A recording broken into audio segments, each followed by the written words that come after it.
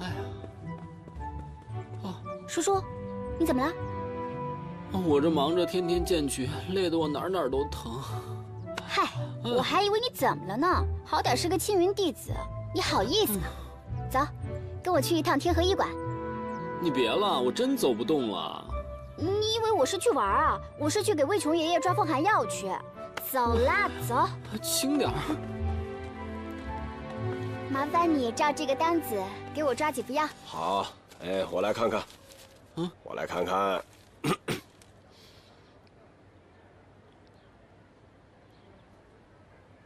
哎呦，这是治什么的？这个是治疗风寒的药啊。哎呀，妙得很，妙得很呐！这些药都是驱寒固本的上乘药材，它原来还能这么搭配。好，敢问这是哪位高人开的？这个可是1仙39真人开的药方。我说嘛，一般人哪能开得出这样的方子？哎，我说小二啊，哎，来，照着这个方子开。哦，哎，老板，你这儿有没有治疗跌打损伤、肌肉酸疼的药啊？有，我们天河医馆的独家秘制。啊，这个骨通贴膏，早贴早轻松，用料也都是金不换这种温和的药材，就放心贴吧，没什么大事。谢谢老板。客气。哎呀，好多了。哎呦，你不知道啊，昨天把我给累的呀。幸亏没有白辛苦，这付出值得呀。哎，景宇，我昨晚看小凡跟碧瑶他们没什么。哎呀，我不是说他们有什么，我是说呀，他们俩多大仇啊，最后还让野狗来添乱。碧瑶应该不知情吧？走吧，让你看看我的新成果去啊。哎呀，最后一步的事情啊，就是剑渠了。哎呀，我这个天生劳碌命啊！哎，图纸呢？我没动过它呀。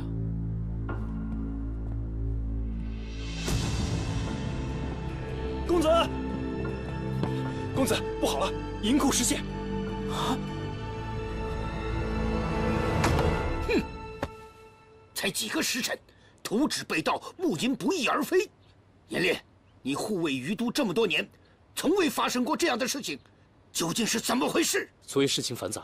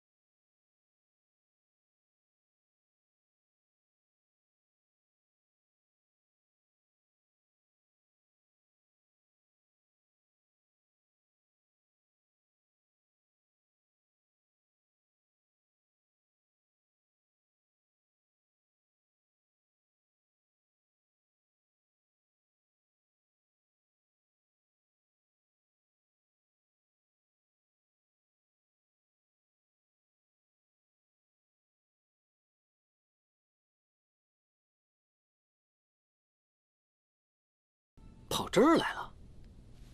行，你还跑到这儿来？说话。给他教训，给他一个教训。他说什么呢？给他们个教训。难不成是昨天晚上那个贼人说的？我估计啊，应该是他们进来偷东西的时候被鹦鹉学了舌。是谁说的呢？难不成会是他们？不大可能。昨天晚上野狗在后台捣乱，他哪有时间去城主府偷东西啊？再说了，碧瑶要是想捣乱的话，就不会答应帮咱们了。那他要是贪玩，既想参加咱们的戏，又不想让你建成水渠呢？不会吧？太累得慌了。哎，雪琪，雪琪，公子，给他们个教训。公子，公子，难道是李寻？李寻？我去！喂，你去哪儿啊？这个王八蛋到了这个时候还在拖后腿，你们跟我走，看我剁了他！你冷静点儿，你外公刚刚发过火，身体又不好，难不成你想在城主府里跟他打起来啊？图纸已经知道在谁的身上了，跑得了和尚跑不了庙，当务之急，我们要先找到银子。哎，停了！成事不足，败事有余。你们炼血堂能活到今天，简直就是个奇迹。都是属下的错，属下再也不敢了。少主，您就看在我一片忠心，我也是好心，您就饶了我吧。狗爷，你能不能饶我一次呀？我来于都城是办正经事的，你在这儿净给我添乱。啊！你要我怎么办？啊！啊什么啊？马上给我滚回呼吸山！不要啊，少主！少主，我已经答应了鬼先生，一定要帮您找到万福古窟，要不然我绝不回去。开恩吧，少主！少主开恩吧！你们果然是一伙的。你干什么？你们这些混账，害得狗爷颜面尽失！怎么，现在还想打上门来是吧？去，滚到一边去！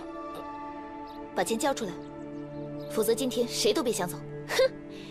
堂堂青云门现在已经沦落到光天化日之下打劫的地步吗？所以你派手下去城主府，盗走木银和图纸，还想抵赖吗？你别血口喷人啊！我要你们这些穷鬼的银两做什么？哼！你假意帮助曾叔叔和张小凡，可私下呢，却派手下3番5次来捣乱，连募捐的善款都敢偷，还想狡辩吗？少主，我没偷他们东西。你只是不想让我们修好河堤，好让污染扩散。说，到底有什么阴谋？哎呀，算了，看在张小凡和林金宇的面子上，我不跟你一般见识。你快走吧。你干什么？你干什么？我承认捣乱是我干的，我就一条命，你要打得过就来拿。但是跟我们家少主半点关系都没有，你向他道歉你。雪姬，亲雪姬，赶紧回来，找到贼人了！赶紧回来，找到贼人了！你看，是，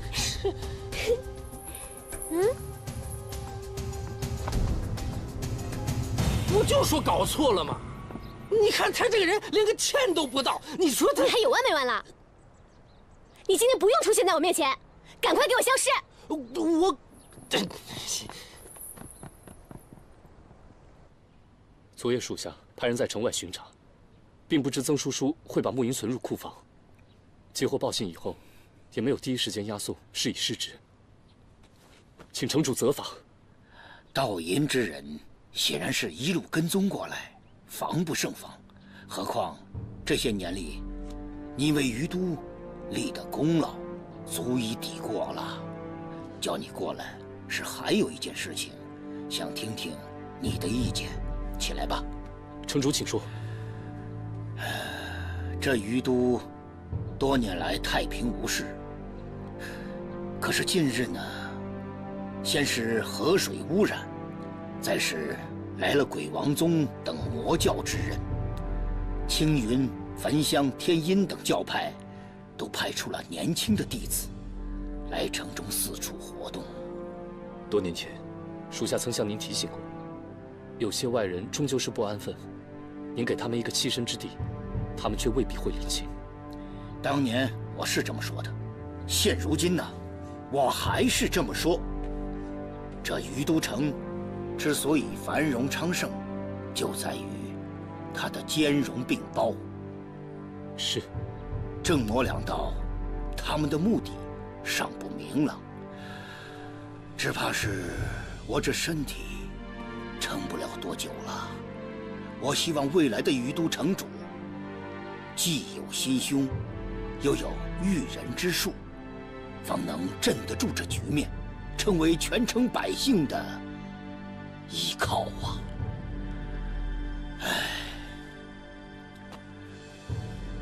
叔叔和李寻呢，他们两个的所作所为，你都看在了眼里。你觉得我这两个外孙，他们怎么样啊？恕属下唐突直言，他们都太小了。曾叔叔脾性跳脱，未知人间疾苦，少年心性，常常剑走偏锋。但好在心地善良，但正因为心思单纯，叔叔是需要再历练的。李寻的情况好一点，同样是出身名门，想必在焚香谷被委以重任，行事较为沉稳，一言一行都经过思考。焚香谷，云一兰，教徒甚严。这李寻看来确实要比叔叔稳重一些。只可惜李寻心高气傲，且做事有较强的目的性。募捐一事并没有从旁协助，只怕眼里不能容人，连自己的表弟都容不下，如何容得下余都城的百姓？是以属下觉得，他们两个都不太符合您的要求。正因为如此啊，就更加需要你的指点和辅佐。属下明白，无论何时，属下一定会尽力辅佐。那就再观察一段时间吧。昨天那一幕啊，真是太精彩了，可惜姐姐没有来。你也知道，姐姐不喜欢热闹。金姐姐，有句话，单说无妨。他们都说碧瑶是鬼王宗的人，而姐姐你是合欢派的妙公子。乌鸦小猪黑，大家都洗不白，我们也好不到哪儿去。我知道姐姐你不嫌身份虚名，我就是担心这锦绣坊会惹上什么麻烦。谢谢你的提醒，姐姐会和他们保持距离的。我一直都觉得魏爷爷的余都是世界上最安宁和乐的地方，现在没想到竟然成了这么两道明争暗斗的险地。有人的地方呀，就会有纷争。这如今的余都呢，形势复杂，敌友不分，所以你一定要照顾好你自己和两位爷爷。姐姐的事呢，自己会处置的。当年你为了姐姐自损阳寿，驱赶邪灵，这份情谊姐姐谨记在心，绝不会辜负妹妹的信任。你是我一辈子的好姐姐呢，我当然信你了。姐姐。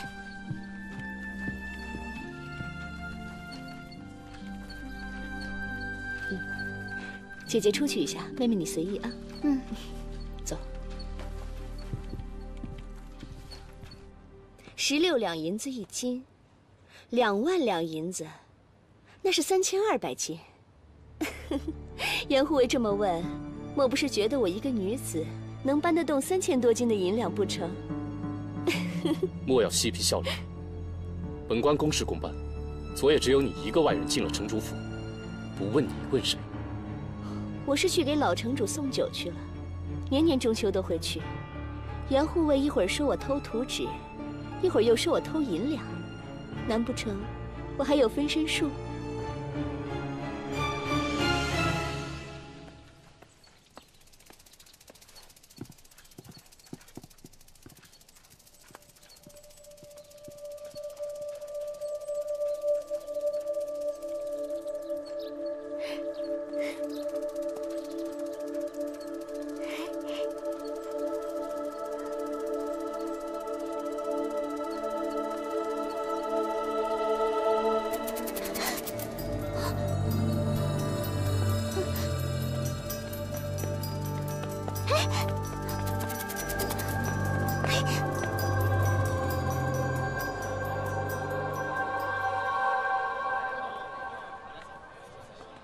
哎呦，来来来，里边请，里边请。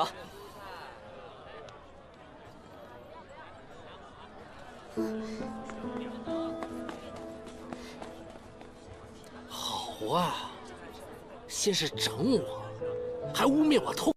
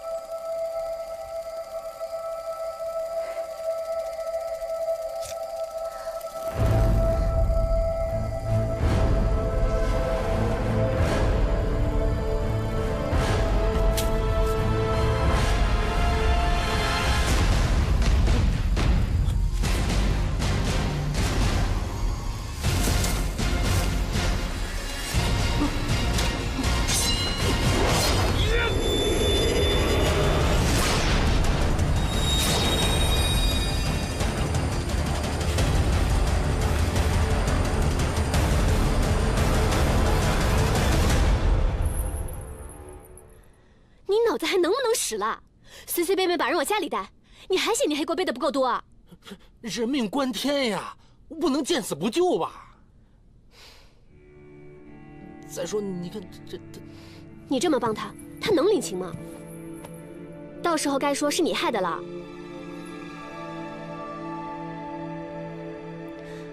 他中毒了，不过还好毒性不深，不会危及性命。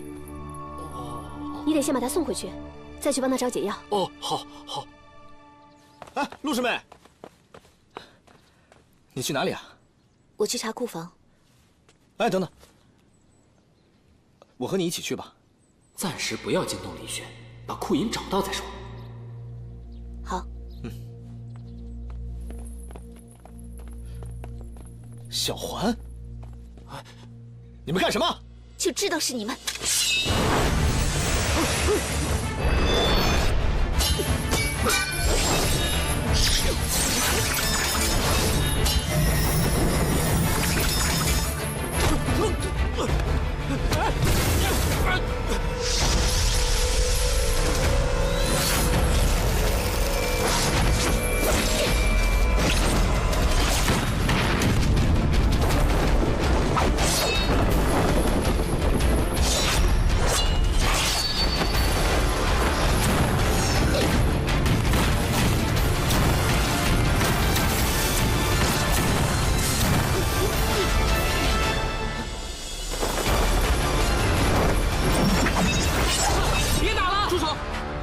别打了，别打了，别打，别打，别打啊！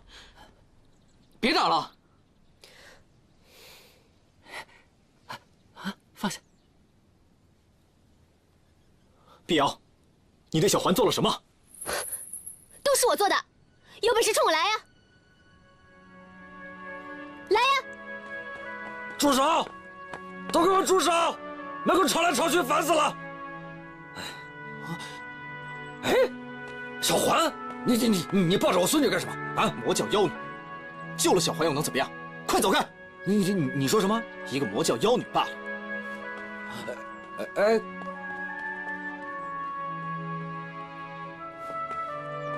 救了小环。哎呀，那姑娘，你看你还站着干什么？快里边请啊！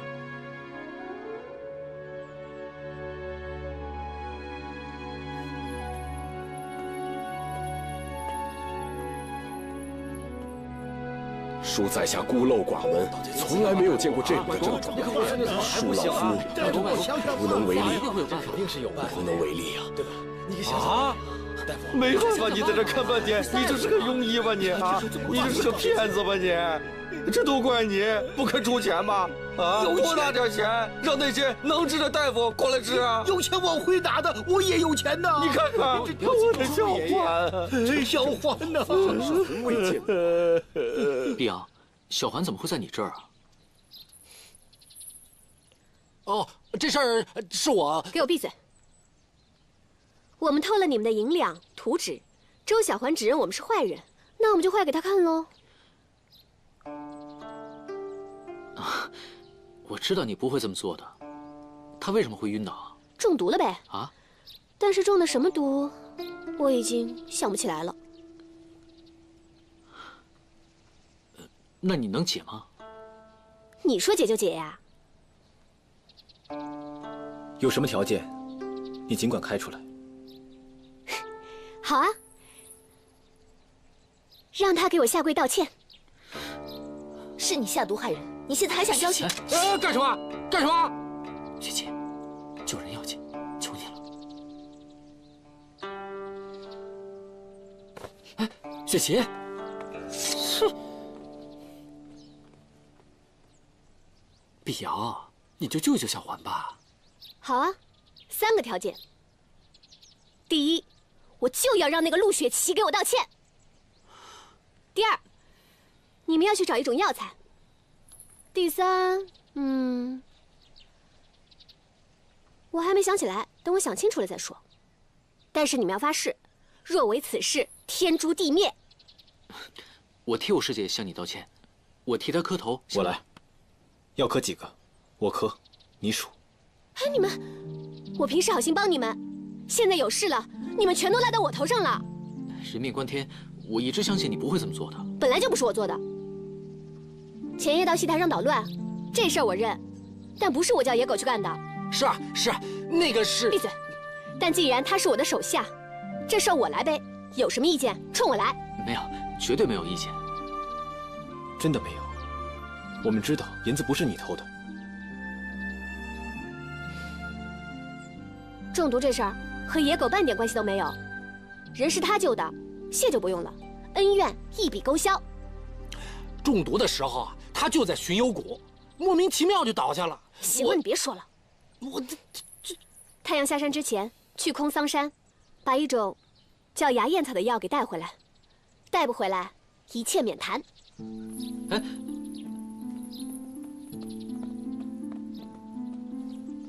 下毒的若不是他们，那会是谁呢？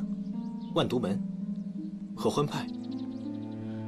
应该不是金瓶儿，他跟小环关系这么好，可以排除吧？那就是万毒门。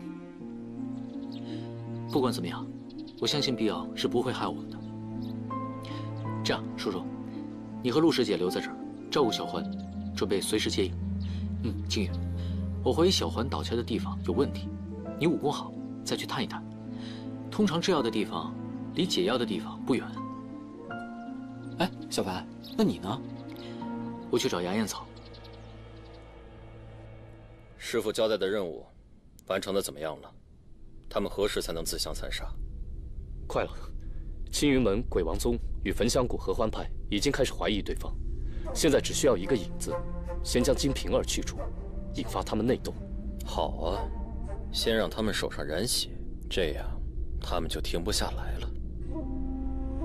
师弟果然高智啊！师兄过奖了，只是有个突发情况，周一仙的孙女无意中中了师傅的毒，青云弟子很快就要赶到空桑山去了，师兄要尽快提醒师傅。哼，怕什么？师傅已然布下了禁制，区区几个青云门的弟子，不过是给师傅做材料罢了。你顾好于都这边就行了。师傅让我提醒你，金瓶儿在城中盘踞多年，他才是你最大的对手，尽快处置，以免影响我万毒门大计。是。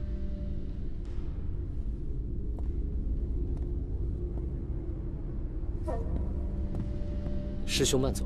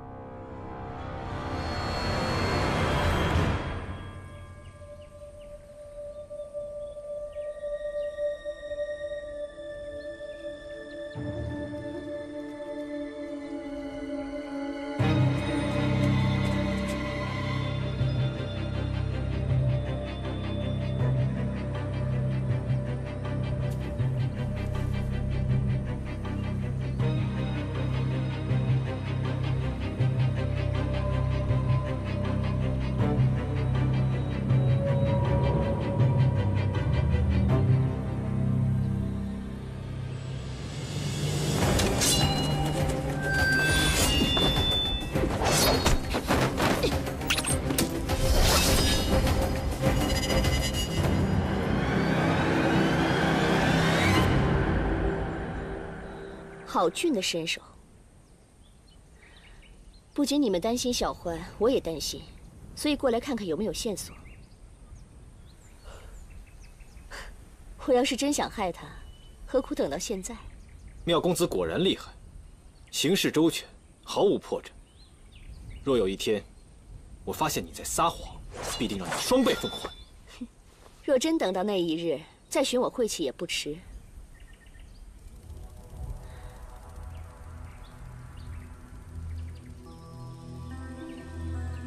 小环中的可是这种花毒或者虫毒。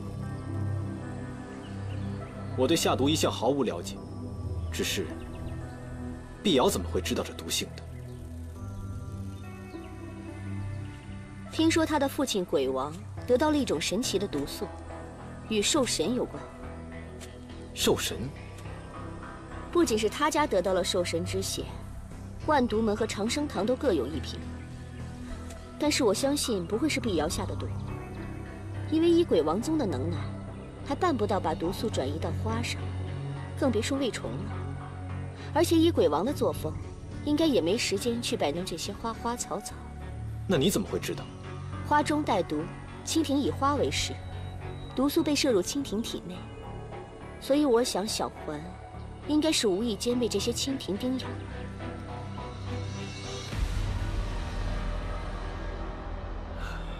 哎呀，你看小环这孩子，哎，这孩子没事儿，小孩子跌跌撞撞对筋骨有好处啊。哎呀，我这一辈子就没个孙女儿，你看看，我就喜欢这小环呢。哎呀，小环怎么就找上这个病呢？这3疼6载的，找我这个老不死的多好啊！哎，胡说八道什么呢？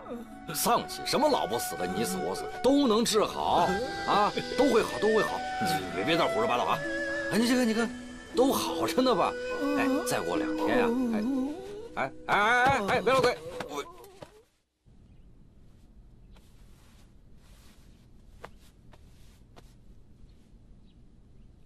城主的症状与小环姑娘的症状有些相似，但是她的中毒情况又不尽相同。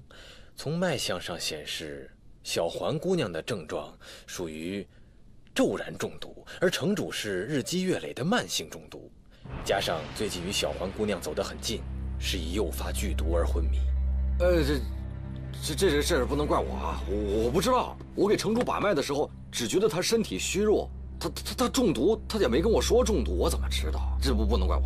外公之前毫无症状，我们也未曾发觉，这下情况糟了。到底是谁这么丧心病狂？我外公做了什么？为什么要对他下毒？城主饮食素来谨慎，应当不至于。而且这几年里，几乎没有接触过什么来历不明的食物。等等，金瓶儿。中秋夜，我曾在府里发现了一只红色的蜻蜓。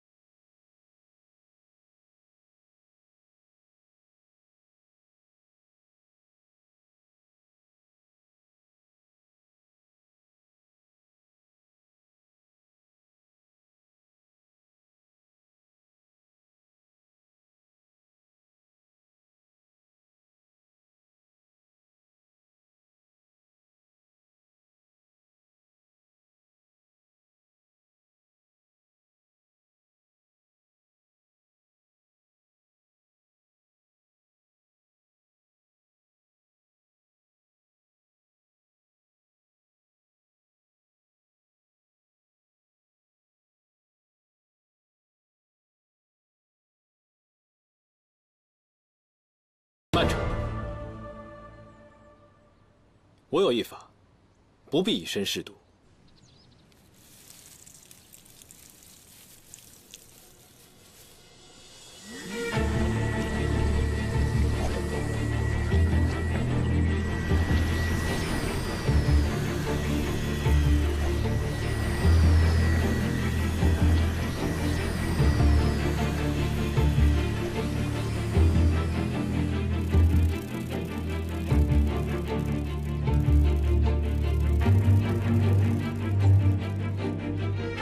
金瓶儿，还有什么话要说吗？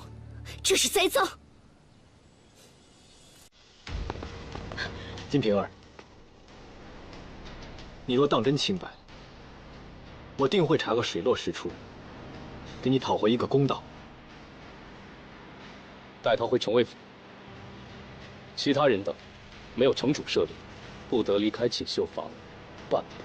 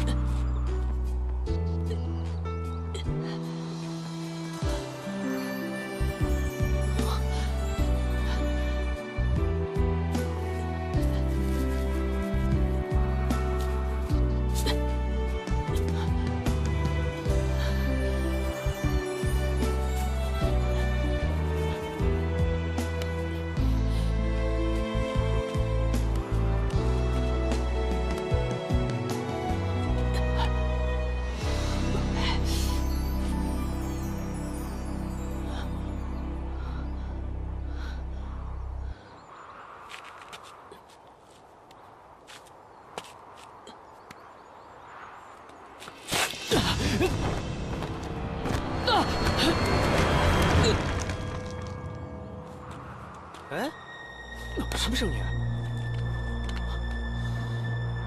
猴子吧，别看了，摘完花赶紧回去。草木皆兵，都快把人整出疑心病来了。嗨，别说了，咱不都一样吗？哎，昨天咱们又有2个兄弟失踪了，该不会又被门主喂了毒药，当做药人了吧？哎，你说要不咱俩也下山去？下山？去哪儿啊？之前吃的药解药还在门主手里呢。哎呦，好了，走吧走吧啊！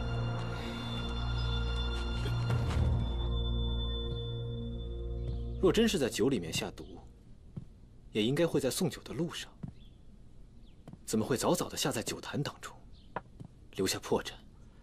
他可以使用那种有毒的花下毒，只怕小环中的毒，也是他下的。他今天还在担心小环，去城外找解药，应该与他无关。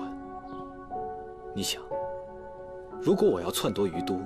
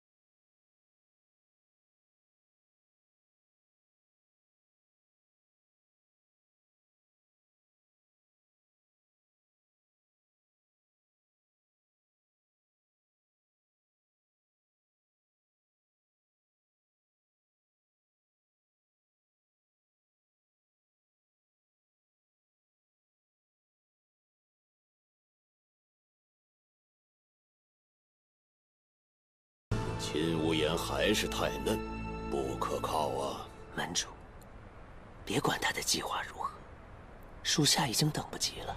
咱们现在就杀到鱼肚，把他们全部变成药人。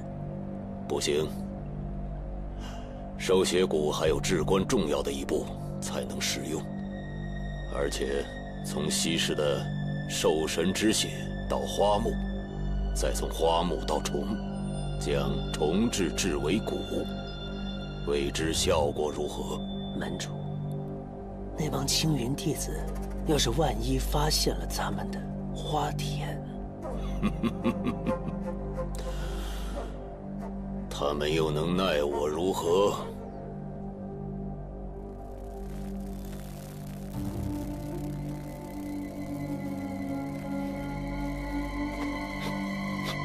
谁？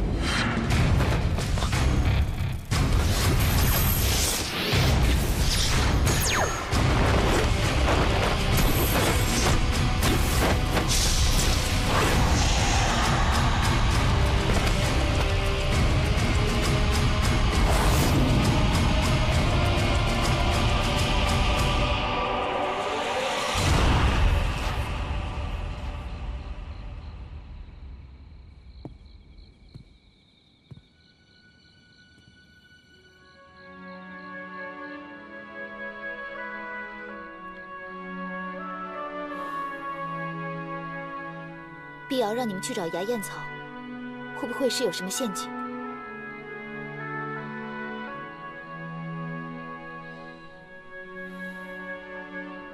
我去问个究竟。且慢，按原计划来，你们留守，我去找人。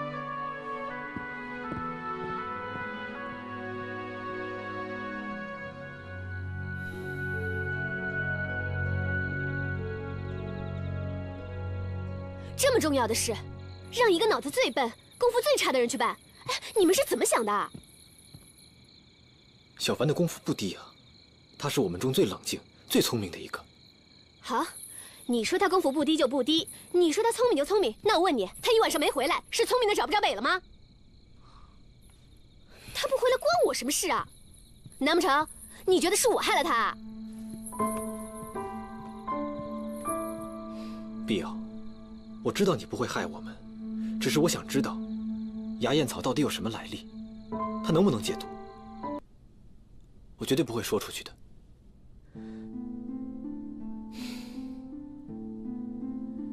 崖燕草是苗疆圣女玲珑寂灭时身边开的花，那这花和解毒有什么关系？你只要知道，这毒和兽神有关就行了。反正如果是万毒门下的毒，他们一定就是用兽神。反正不知道他们在练什么鬼东西。圣女玲珑的力量可以克制兽神，或许可以解毒。鬼王宗、万毒门、长生堂都得到了兽神之血。那这兽神之血有什么用处呢？你怎么知道兽神之血？谁告诉你的？我也不知道啊，反正我是真不知道他们在弄什么鬼东西。可能他们在用自己的方法研究和炼制蛊虫。我知道了，多谢了。就这样。你去哪儿啊？去找小凡。算了算了，我和你一起去。不必了，你也是魔教的，和万毒门是自己人，这样交起手来，恐怕没法跟你爹交代。你以为鬼王宗和你们正道一样啊？思想龌龊，当面一套背后一套。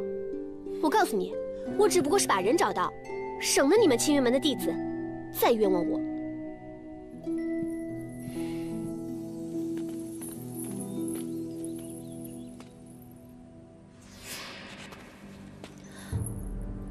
小凡可能就在这附近。小凡，小凡，小凡，小凡！别喊了，如果有敌人就打草惊蛇了。从这儿走。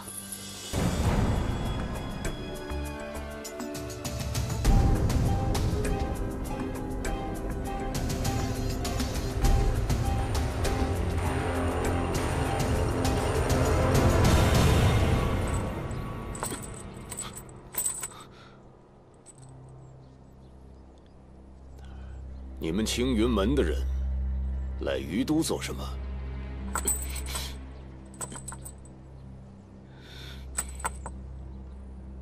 有多少人来孔桑山？青云门的计划是什么？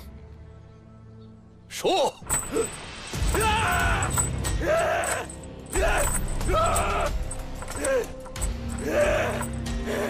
小子，你看看，你小心我把你弄成像他那样，成为一个没有意识、只知道杀戮的怪物。我是不会说的，你死了这个心吧。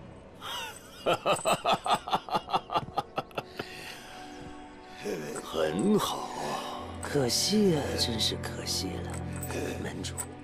我看不如把他抽筋扒皮，送回青云去。那岂不是太浪费了吗？这么好的材料，又修习青云武功，应该把它做成药人试试。你先把他身上的武功吸掉一些，免得和毒性中和了。多谢门主。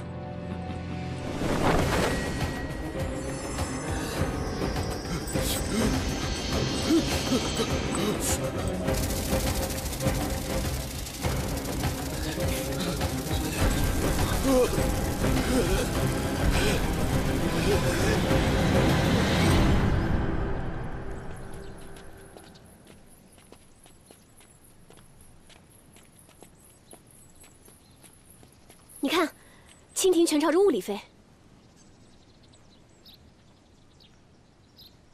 我们从天上飞过去。不行，太危险了，这雾里有毒。你在这站着，我去看看。必要。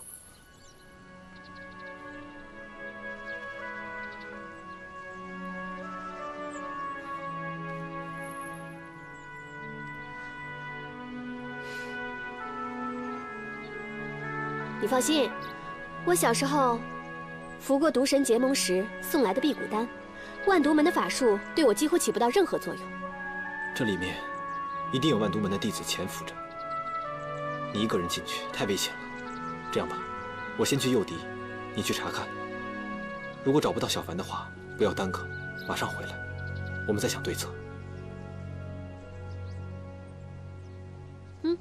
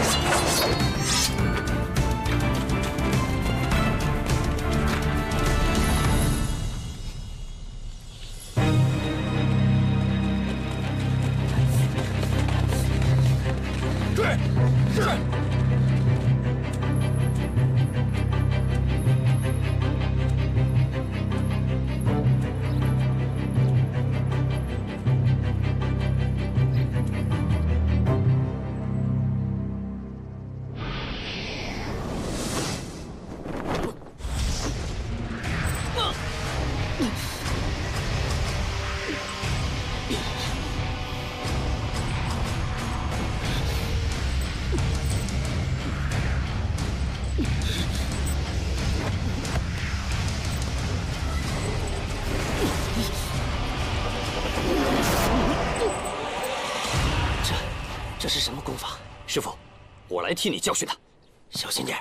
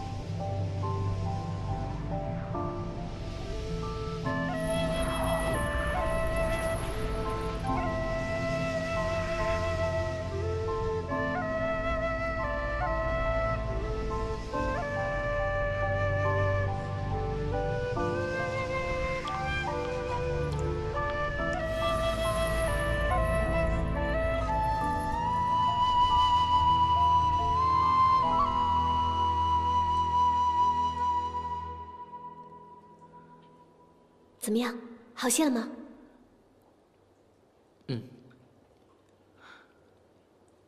这里是什么地方？不知道，但是那边好像有个地道，我们要不要进去看看？不行，现在还不能轻举妄动。要是运气好的话，说不定能通往地下河呢。可是，这里应该就在万毒门的附近，说不定那个地道就是他们挖的。运气要不好的话，再回到那个山谷，我们连小命都保不住了。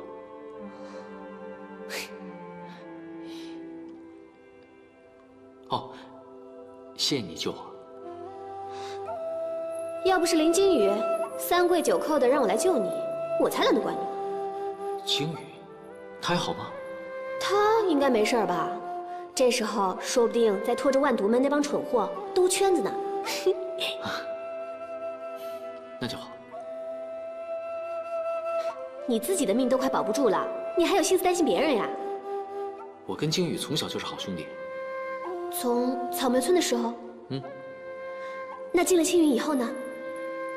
进了青云以后，金羽因为天赋高，很快就成为了戒律堂的首徒。而我从小就笨，学什么法术都学不会，还常常挨师傅的揍。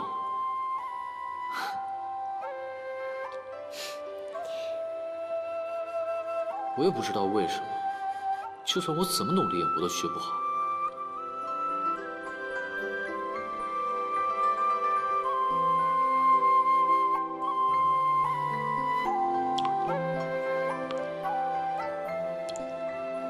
我都不知道怎么回事，就连闯了好几关，最后呢，我还是很侥幸的胜了。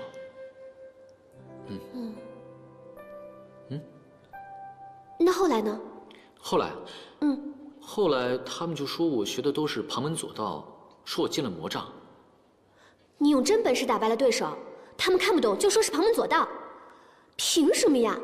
真是迂腐。他们也是为了我好。青云是我的家。从小师傅就教我，说学好本事，就是为了保护天下苍生。后来到了于都，我才明白，什么叫做为天地立心，为生民立命。我才知道，仗剑行侠，并非一定要靠武力。这个天下这么大，想要保护好身边的人，已经是不容易的事情了。我娘就是为了保护我而死的。有时候我会想，有一天我死的时候，身边会不会有人守护我？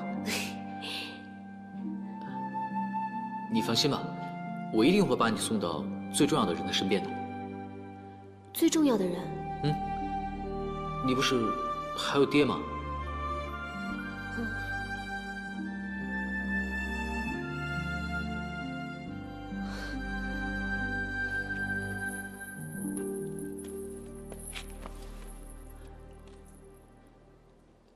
不管怎么样，你救了我的性命，我就一定会保护好你的。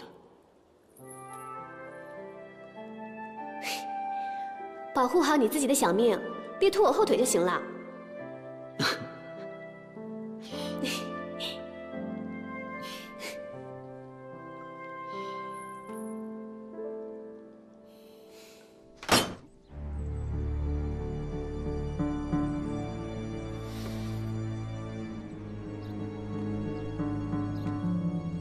一帮废物，中毒的人都找不到。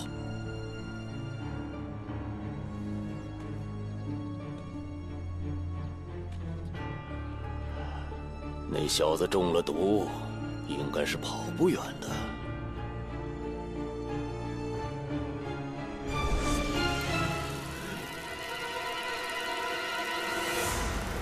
那就跟着血蜻蜓去找。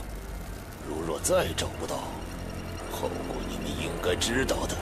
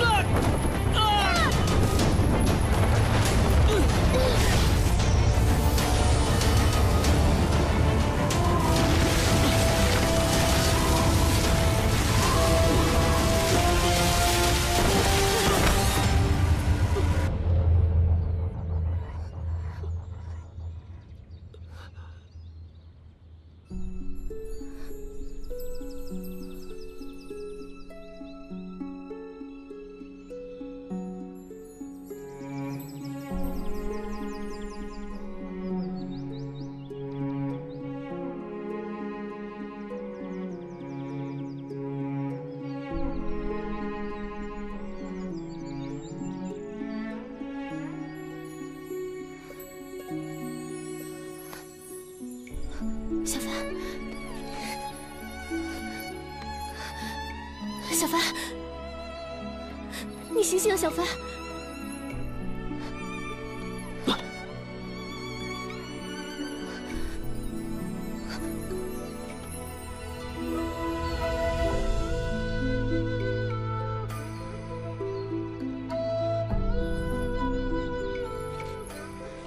我用伤心花为你疗伤。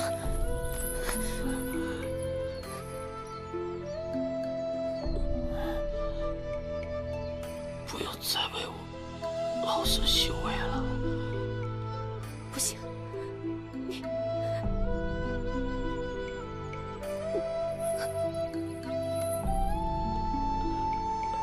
我这一生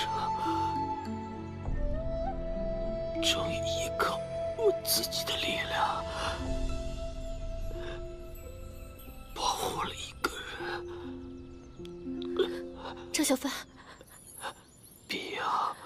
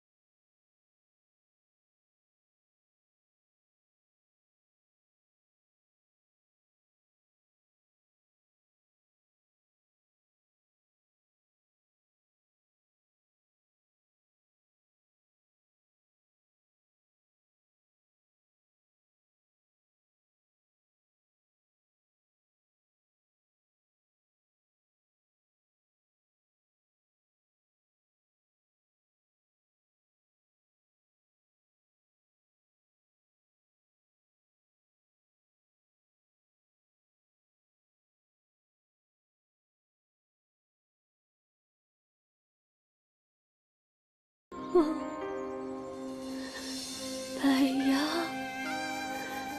雨潇潇，别说九月中，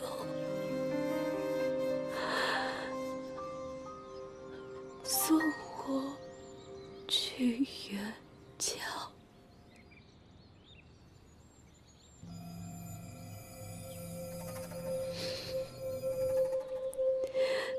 送我去远郊。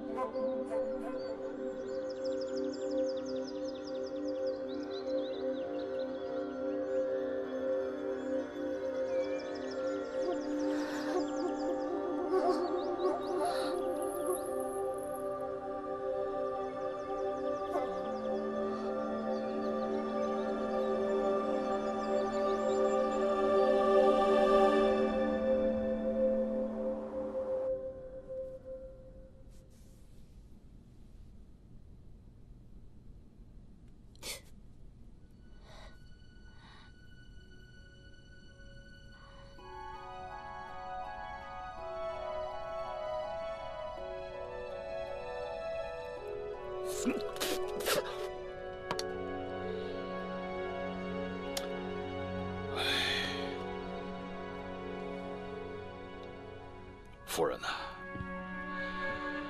今天我这眼皮一直在跳，你说会不会是老七出了什么事儿？别瞎说，咱们小凡运气好得很呢。运气这事儿可说不准。前2天曾师弟的儿子给他来了封信，说是于都城里现在有不止一派魔教暗中潜伏，危机四伏啊！既然危机四伏，掌门师兄为何不再派弟子前去呢？掌门师兄认为，现在于都城里情况不明啊，又掺和着未来城主之分，一个是青云的少年，另一个呢是焚香谷的晚辈。我们这些做长辈的，有些事情啊，不便插手，而且更不便派新的弟子前往。有些事情啊，还是让他们自行解决吧，免得打草惊蛇。若真的是正魔两方交起手来，不知会伤害多少无辜的百姓啊！魔教行事向来阴狠毒辣，当年师兄也遭过毒手，我真怕小凡他会……哎呀，好了，夫人啊，不着急。你不是也说嘛，咱们老七呀，那运气是好得很，哎，他是机缘非常啊。放心，没事儿。再说了，咱们还得等着老七回来给咱们养老做饭呢。这老六做饭的手艺啊，太差了。哎，你看，嘿，我这2天都饿瘦了。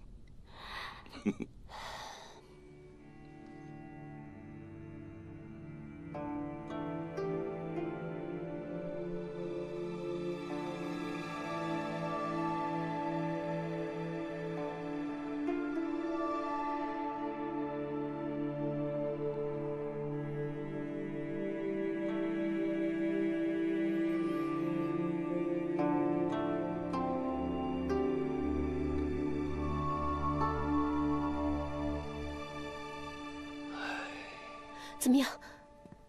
姑娘，这小兄弟身中剧毒，落崖时又全身经脉寸断，现在毒性已散发至5脏6腑，即便是大罗金仙出现，也无法救得了他。不会的，他一定还活着。你们不是仙人吗？求求你救救他！即便是仙人，也无法救得了他，更何况我等只是隐居山中的凡人。姑娘，生者祭也，死者归也，你节哀顺变吧。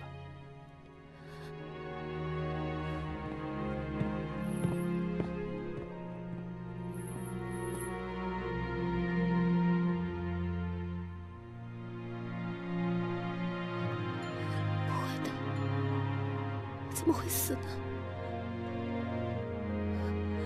不会的。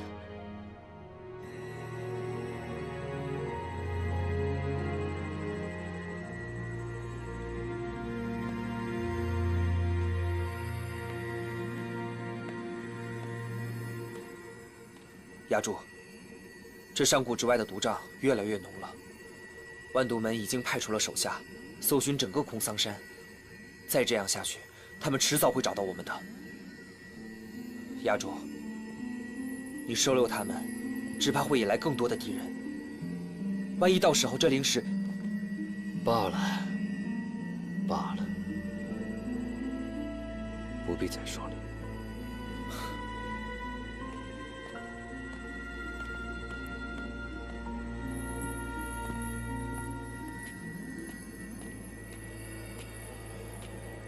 此地灵力充沛的非同寻常，小凡虽已气绝，却仍有一缕神识未释，被留到了法宝之中。那又如何呀？晚辈斗胆推测，是因为这崖中灵力的作用。你很聪明，你是如何得知的？我父亲是鬼王宗宗主，习鬼道，穷极一生都在研究生死及续命之道，是以略窥门径。实不相瞒，姑娘猜得不错，这灵气就蕴藏在这神石之中。此神石名唤天地明石，我等也是无意之中在谷内寻获此石。我等迁到此处已有数百年，神石非但令我们长生不死，更托起整个观星崖，构成结界，隐匿于山中。这个地方是整个空桑山，甚至是山下的鱼都城，灵气的源头。空桑山万物欣欣向荣，植物药性深厚，溪流途经峡谷，将蕴含灵力的水源带往鱼都，是以鱼都草药业繁盛。所以是这灵石的力量。正是。只可惜，这明石的神力经历了数百年，已渐渐衰败下去。崖主，求你。姑娘，我等既求飞升，当积善既以功德，何以见死不救？只可惜这神石关乎我满村性命，一旦发动，救了你那位小兄弟，明石的结界势必被削弱。数百年来，你们二人误打误撞，是唯一闯入我观星崖的外人，可见冥冥之中自有缘分。可是强敌在侧，恕我无法援手，还请谅解。那如果我将万毒门的人引走，或是铲除呢？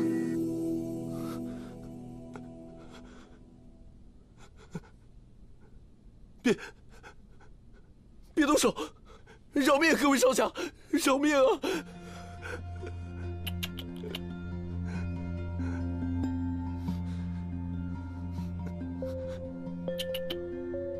我这只鸟啊，最喜欢吃人的眼睛，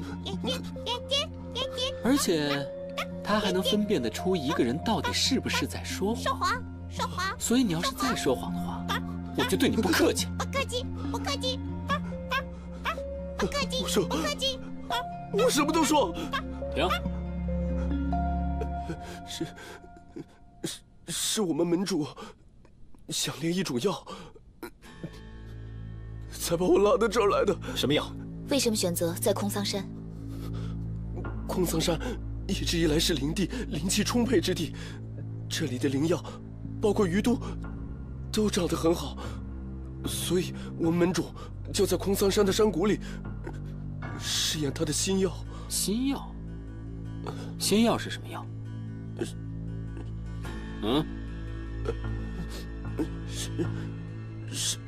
是一种毒血，具体的我也不太清楚。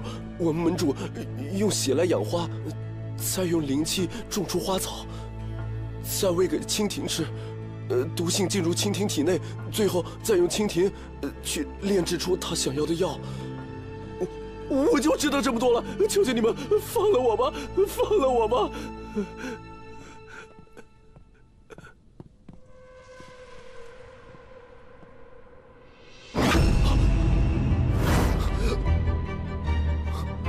严护卫，金瓶儿下毒之事，可有进展？未曾问出解药。这就是你们在空桑山上抓到的人？水源污染的源头我已经找到了，正是万毒门所为。他们在山谷里还藏了许多人。什么？给我一个时辰纠集城卫，前去清剿空桑山。不可！山谷里毒瘴弥漫，你们俱是凡人，都无法进入。这样进去只会打草惊蛇，徒惹无益。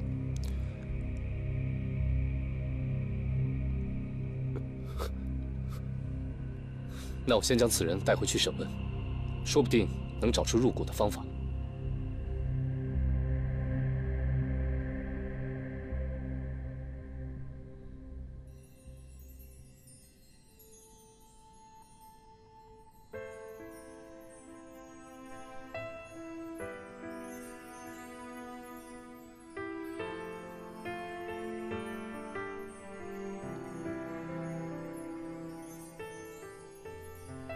张小凡，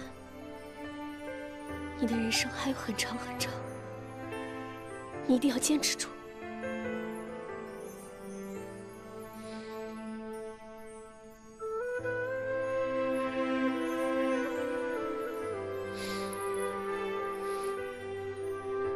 我绝对不会让你死的。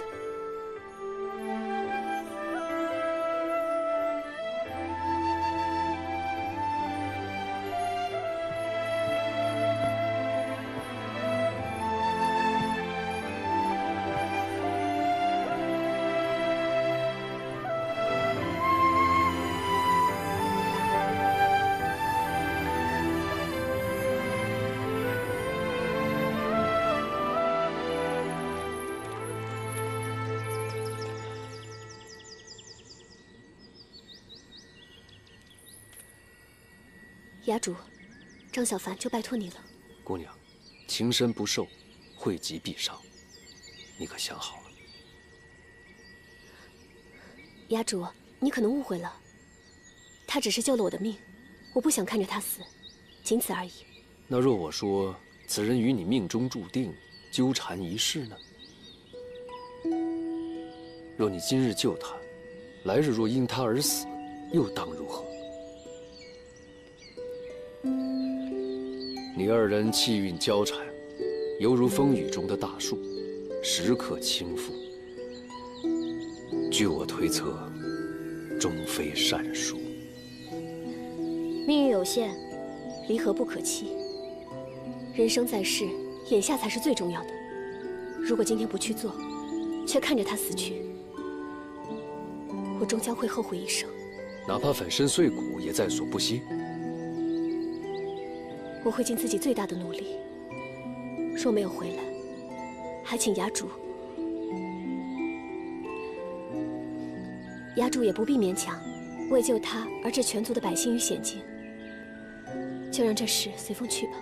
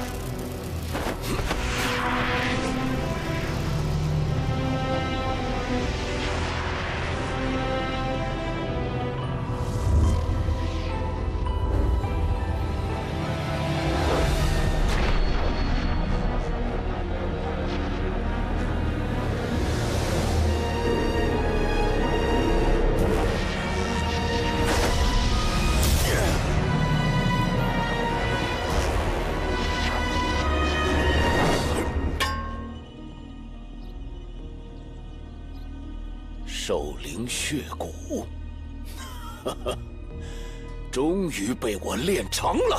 哈哈哈哈哈！恭喜门主，贺喜门主，大功告成。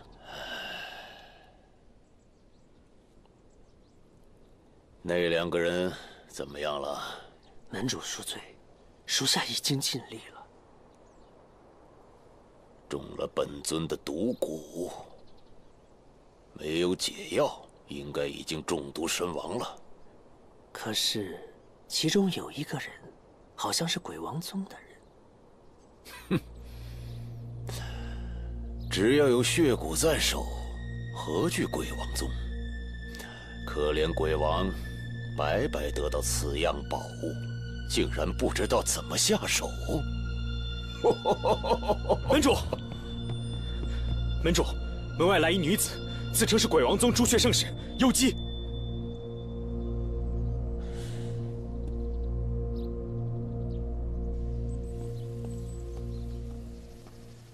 还好右一讲过他与毒神的渊源。幽姬，但愿我以幻术冒充幽羿，能骗过这老毒怪的眼睛。好久不见，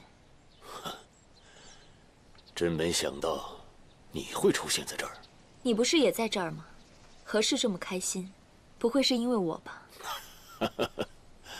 自然是因为你，不过倒是有另外一件喜事。你看，你看，这是我刚炼出来的新丹药。来，你看看如何？我就开门见山了。鬼王请你结盟协助。以万人网的脾气，居然还需要旁人来协助？现在我们一盘散沙，各自行政。如若不结盟，自然不是青云门和其他正道的对手。我来此也正因此事。这恐怕是万人网想依仗我万毒门，帮他找到万福古窟吧。哼，哎呀，帮他这个忙也未尝不可。他出什么？你想要什么？不急，让我们先好好叙叙旧。这是我炼制的荧光绿叶，喝了有助修为。你看看你，这么多年了，还是这个样子。你不也还是这个样子吗？哎呀，不瞒你说，自从在总坛那夜后，老毒鬼，无时无刻这是在试探我。想念着你。什么那一夜啊？说的跟咱俩有什么似的？你不就是给我唱了一首五音不全的歌吗？你还记得？这么多年来，你一直在我心里面。可你说说你呢？身为朱雀圣使，为什么要在鬼王手底下？到底是什么条件？你能不能爽快一点？我要的条件，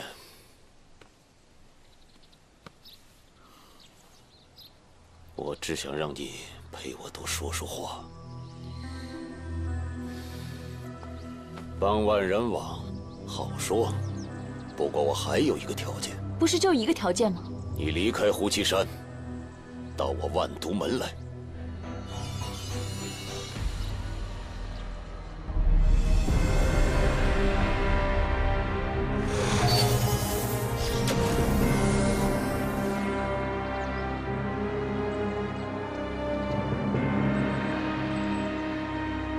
门主，